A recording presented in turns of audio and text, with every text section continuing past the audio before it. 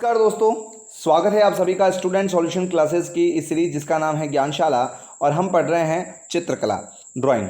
तो ड्राइंग में हमने पिछले जो हमारा चैप्टर चल रहा था दक्षिण शैली, उस दक्षिण शैली में हमने ये पढ़ा था कि बहमनी साम्राज्य जो है वो 5 भागों में बंट चुका था।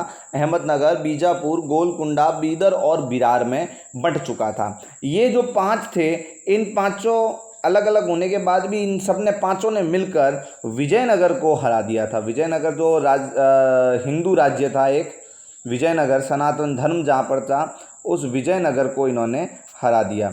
ठीक है, इस विजयनगर को हराने में अहमदनगर की बड़ी महत्वपूर्ण भूमिका है। तो आइए पढ़ते हैं अहमदनगर के बारे में और वहाँ की चित्रकला के बारे में कि वहाँ की चित्र शैली कैसी है और उस चित्र शैली के किस तरह के उनकी विशेषताएं हैं, उनके बारे में हम पढ़ेंगे। तो आइए शुरू करते हैं।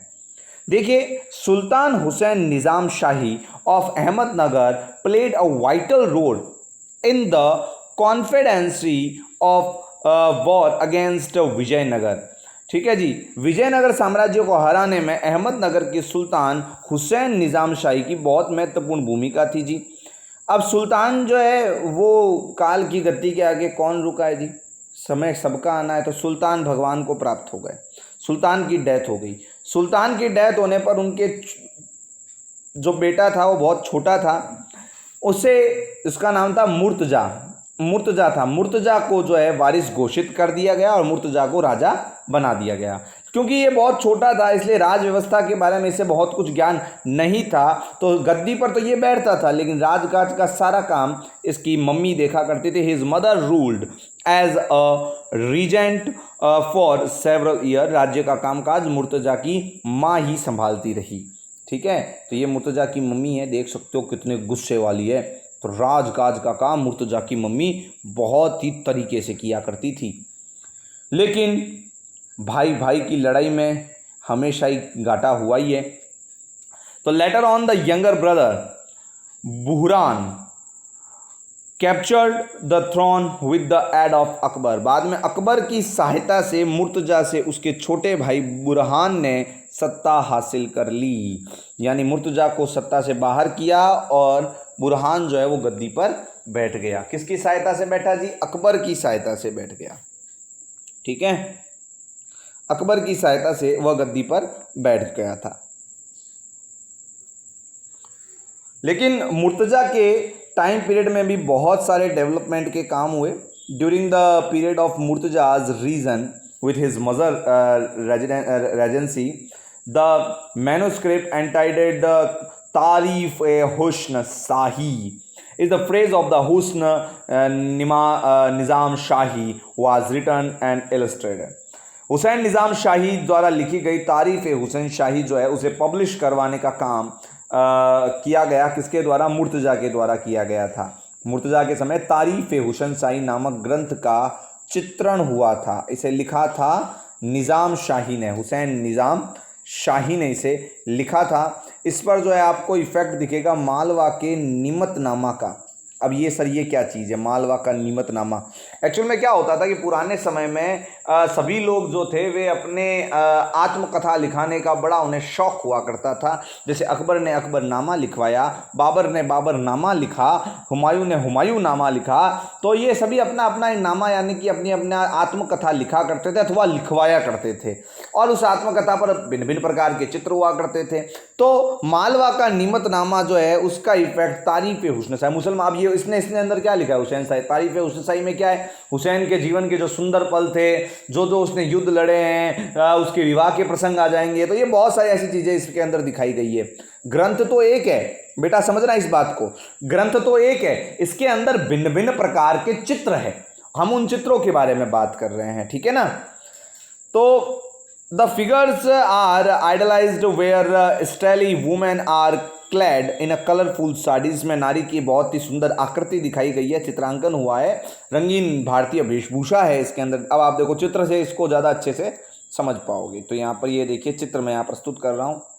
देखिए ये चित्र है तारीफ़ हुस्न शाही में अंकित एक चित्र है जो यहाँ पर लिया गया है।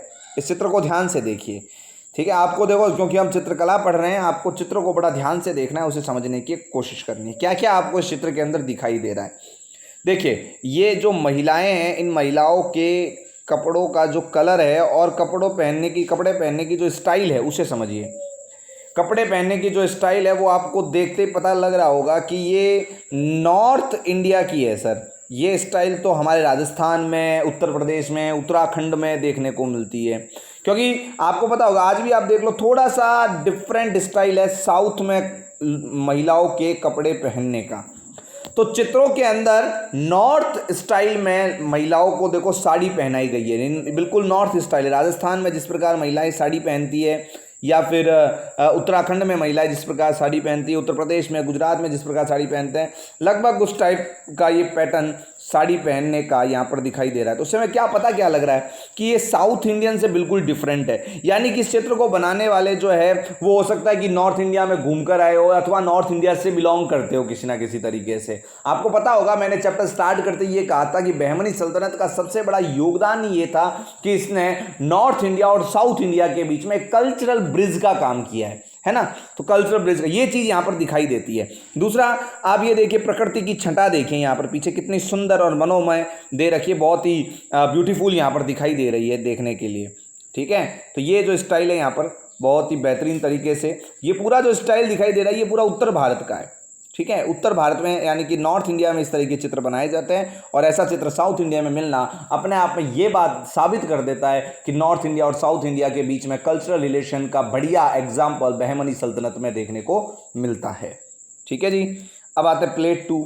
अब देखो मैं आपको बार बार एक बात बता देता हूँ कि जहाँ पर भी ये प्लेट 2 प्लेट 3 मैं चित्रों की बात कर रहा हूँ, उससे ये इसी से बिलोंग करता है, इसलिए प्लेट नंबर 2 पर बात करते हैं, यानी चित्र नंबर 2 पर बात करते हैं जो कि अहमदनगर का है।